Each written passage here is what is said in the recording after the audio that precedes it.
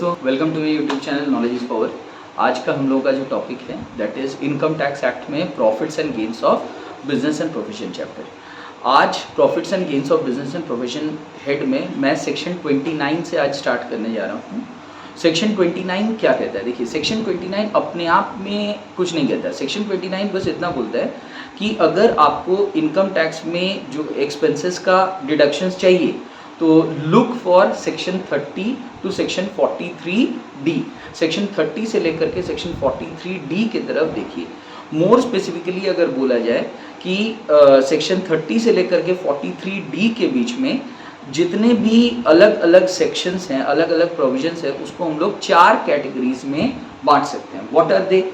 मैं इसको 4 कैटेगरी में बांट सकता हूँ। Section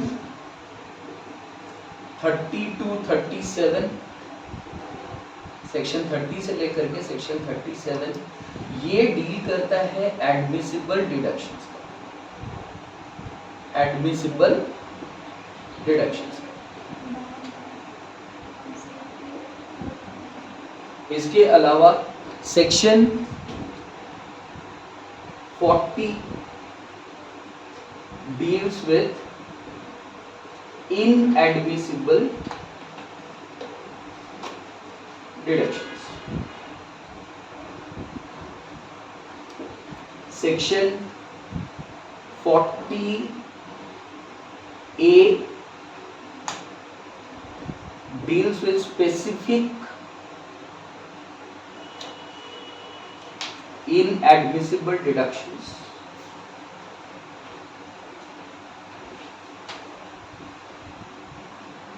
or other provisions। other provisions in 4 category में हम लोग बांट सकते हैं सेक्शन 30 से लेकर के सेक्शन 43D को। ठीक है, तो सेक्शन 30 से लेकर के 43D के बीच में जो भी सेक्शंस आ रहे हैं उनको 4 कैटेगरी में हम लोग बांटते हैं आसानी से समझने के लिए। पहला हो गया section 30 to 37 which deals with the all types of admissible deductions। admissible deductions का मतलब ये वो खर्चे हैं जिसका गवर्नमेंट आपको आसानी से आपको डिडक्शन दे देगा, यानी कि आप अपने नेट प्रॉफिट को कैलकुलेट करते समय इनकम में से इनको माइनस कर सकते हो। ठीक है, सेक्शन 40 किसको लेकर के डील करेगा? सेक्शन 40 डील करता है आपका इनएडमिसिबल डिडक्शंस को लेकर के। इसके अलावा section 40A specific inadmissible deductions, कुछ और इनएडमिसिबल डिडक्शंस हैं उनको लेकर के डील करता है।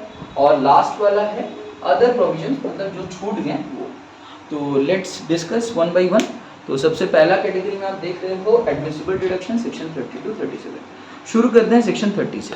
सेक्शन 30 क्या कहता है?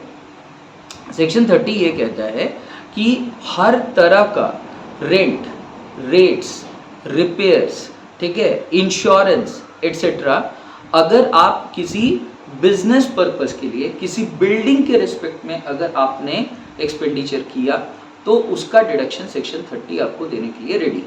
लेकिन इसके लिए क्या होना चाहिए? इसके लिए सबसे पहले आपको क्राइटेरिया सेटिस्फाई करना होगा कि the expenditure of rent, rates, repairs, insurance etcetera should be made in respect of A building and it should be made for the purpose of the business of the SEC। number 1। number 2, it must be a revenue expenditure। ये एक revenue expenditure होना चाहिए।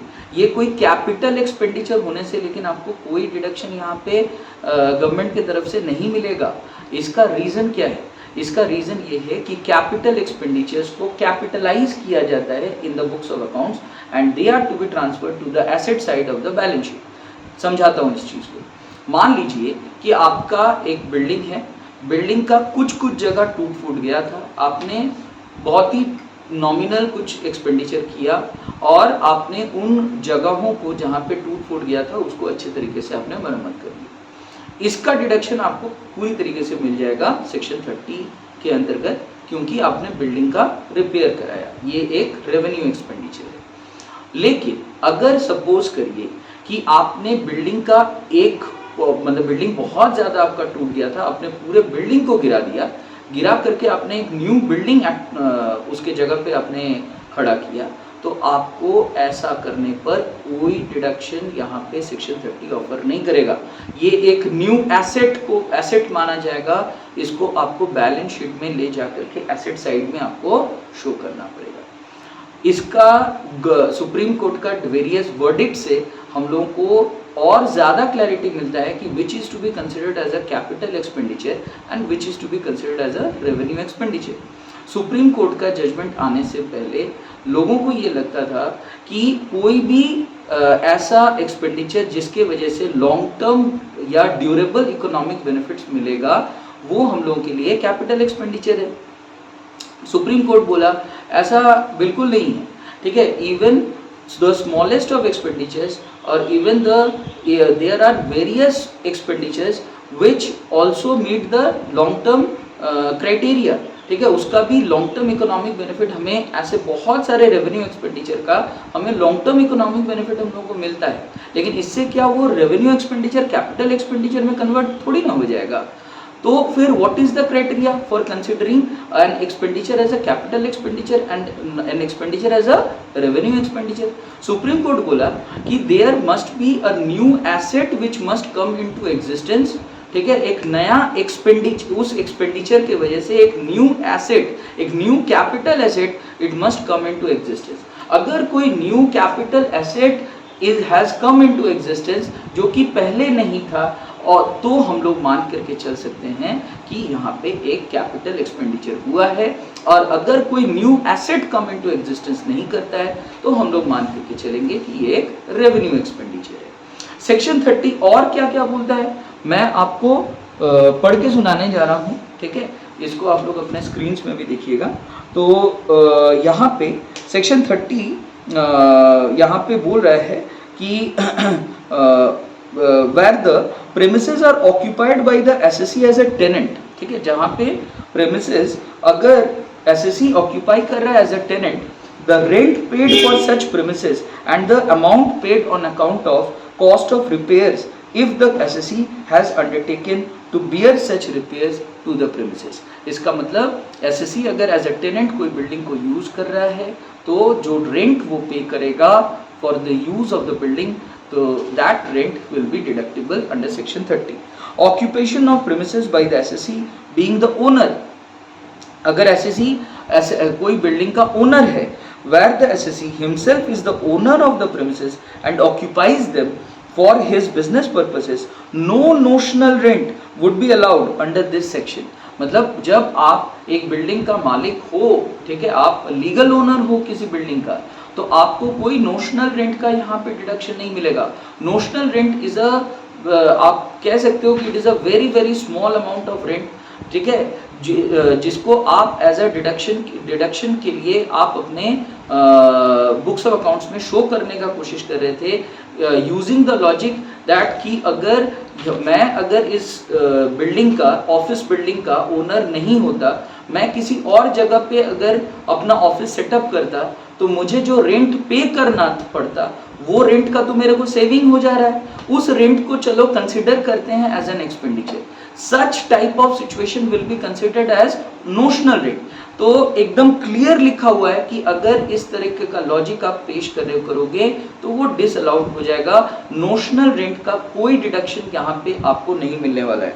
However, where a firm runs its business in the premises owned by one of the partner, the rent payable to the partner will be an allowable deduction to the extent it is reasonable and is not excessive। इसका क्या मतलब हुआ? इसका मतलब ये हुआ कि मान लीजिए दो लोग मिल करके पार्टनरशिप में एंटर किए, मिस्टर ए और मिस्टर बी। मिस्टर ए का जो खुद का घर था, वहाँ पे पार्टनर्स लोग, दोनों पार्टनर ने डिसाइड किया कि उसके ग्राउंड फ्लोर में वो लोग क्या करेंगे, ऑफिस बनाएंगे। तो जो ग्राउंड फ्लोर मिस्टर ए अपना बिल्डिंग का ग्राउंड फ्लोर को यूज करने के लिए दे रहा है, ठीक है, पूरे फर्म के लिए, तो उसके लिए फर्म क्या करता है, मिस्टर ए को मंथली रेंट 5000 करके सपोज पे करता है। ये यहाँ पे ये सिंस फर्म और पार्टनर दो अलग अलग डिस्टिंग्विशेबल एंटिटीज हैं, जिनका अलग अलग पैन नंबर से, तो इन दैट केस फर्म अगर कोई भी रेंट पे करेगा अपना ही पार्टनर को for the use of his और her premises, in that case that will be considered as an allowable deduction in the hands of the firm. तो फर्म का मैटर अलग है, लेकिन अदरवाइज अगर फर्म को छोड़ करके अगर हम लोग किसी प्रोप्राइटरी कंसर्न का बात करते हैं, तो प्रोप्राइटरी कंसर्न अपने ही प्रोप्राइटरशिप बिजनेस से नोशनल रेंट चार्ज नहीं कर सकता है।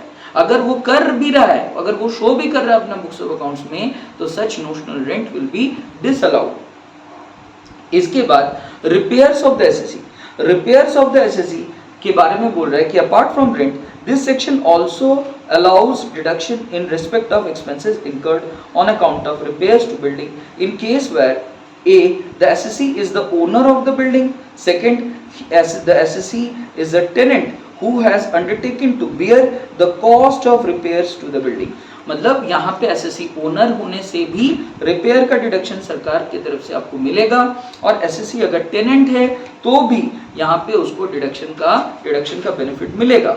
Early even if the SSC occupies the premises otherwise than as a tenant or owner, that is as a lessee, licensee or mortgagee with possession, he is entitled to a deduction under this section in respect of current repairs to the premises। इसका मतलब कि SSC अगर suppose owner नहीं भी है, tenant नहीं भी है, बट वो ऑक्यूपाई कर रहा है किसी बिल्डिंग को लीगली, तो in the capacity of a lessee और in the capacity of a licensee और in the capacity of a mortgagee, तो भी वो जो रिपेयर कराएगा बिल्डिंग का उसका डिडक्शन आपको मिलेगा। लेकिन वंस अगेन जैसे मैंने बोला कि it should be a current repair, it should not be a capital expenditure. कोई मेजर रिपेयर अगर आप करेगा which is in the nature of new asset coming into existence, तो आपको उसका कोई डिडक्शन यहाँ पे सेक्शन 30 में नहीं मिलेगा।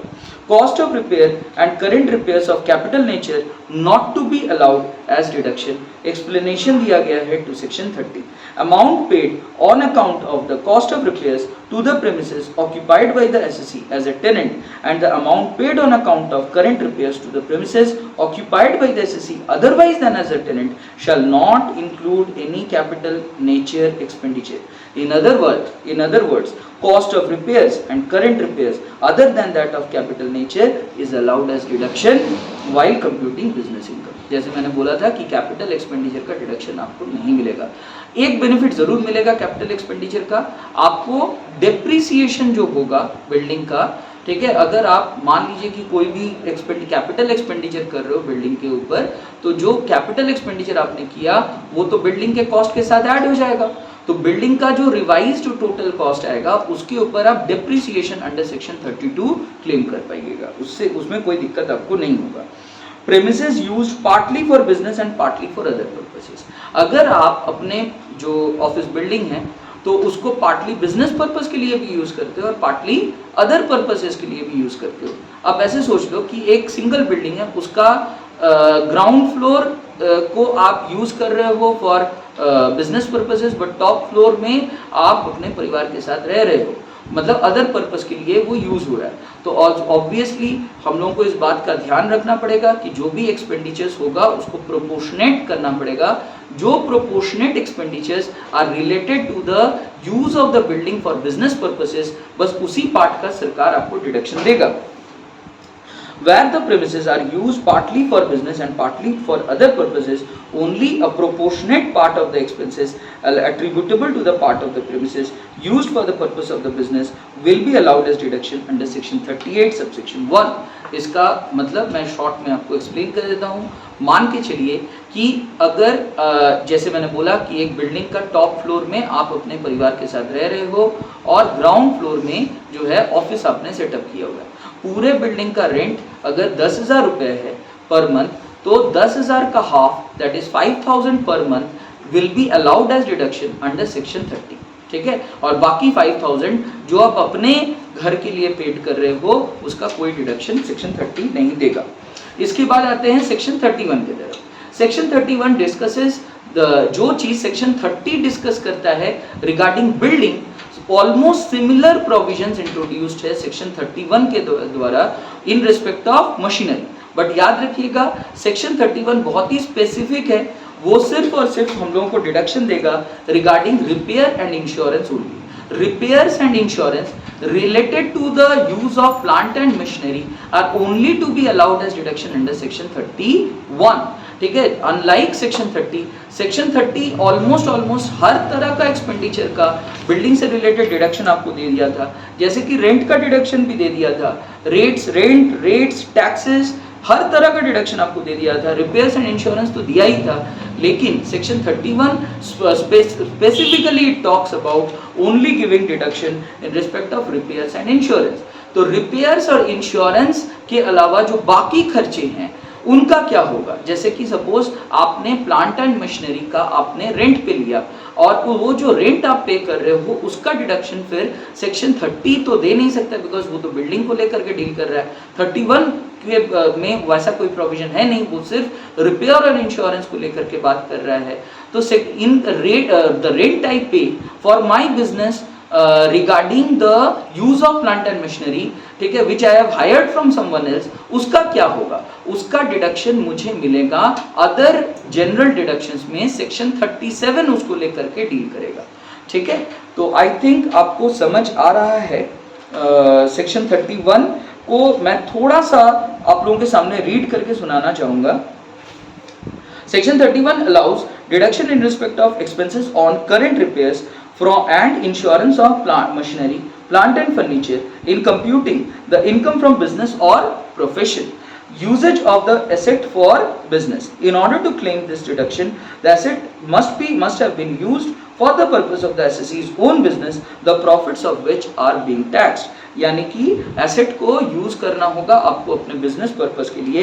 रिपेयर्स एक्सक्लूड रिप्लेसमेंट और रिकंस्ट्रक्शन, जैसे मैंने बोला था रिपेयर्स करंट रिपेयर्स होना चाहिए, कोई भी ऐसा रिपेयर नहीं होना चाहिए जो कि रिप्लेसमेंट नेचर का हो या रिकंस्ट्रक्शन नेचर का हो, मतलब पूरा मशीन को ही आपने रिकंस्ट्रक्ट करवाया, उसका कोई डिडक्शन यहाँ पे आपको लेकिन नहीं मिलेगा। इंश्योरेंस प्रीमियम का आपको डिडक्शन मिलेगा। The deduction allowed in respect of premium paid for ensuring the machinery, plant or furniture is subject to the following conditions. The insurance must be against the risk of damage or destruction of the machinery, plant or furniture. ये सिर्फ risk को cover करना चाहिए। The assets must have been used by the assessee for the purposes of his business or profession during the accounting year. The premium should have been actually paid or payable under the mercantile system of accounting. यानी कि आपका choice of accounting यहाँ पे follow किया जाएगा। आप अगर cash basis of accounting follow कर रहे हो तो जो इंश्योरेंस प्रीमियम आपने पेड किया उसका डिडक्शन आपको मिल जाएगा, और अगर आप एक्रूअल सिस्टम फॉलो कर रहे हो तो प्रीमियम विच इज मतलब जो कि आपको देना है, आउटस्टैंडिंग एक्सपेंसेस है, उसका भी आपको डिडक्शन मिल जाएगा। लेकिन इसके लिए आपको ध्यान में रखना पड़ेगा, सेक्शन 43 के बारे में आपको थोड़ा सा ध्यान में रखना पड़ेगा, जो कि डिसअलाउ करता है certain expenses if they have not actually been paid in cash, ठीक है। वहाँ पे क्लियरली लिखा हुआ है कि इंश्योरेंस प्रीमियम जैसा बहुत सारे एक्सपेंसेस हैं जिसका पेमेंट अगर बाकी है तो उसका डिडक्शन हम लोग नहीं अलाउ करेंगे, तो उस पर थोड़ा सा ध्यान दीजिएगा। Again, current repairs of capital nature not to be allowed. Current repairs जो कि कैपिटल नेचर का हो गया, ठीक है, कैपिटल एक्सपेंडिचर का नेचर का हो गया, उसका कोई भी डिडक्शन आपको यहाँ पे नहीं मिलेगा। With this I conclude today's video. Please like करिए, शेयर करिए और सब्सक्राइब करिए मेरे यूट्यूब चैनल नॉलेज।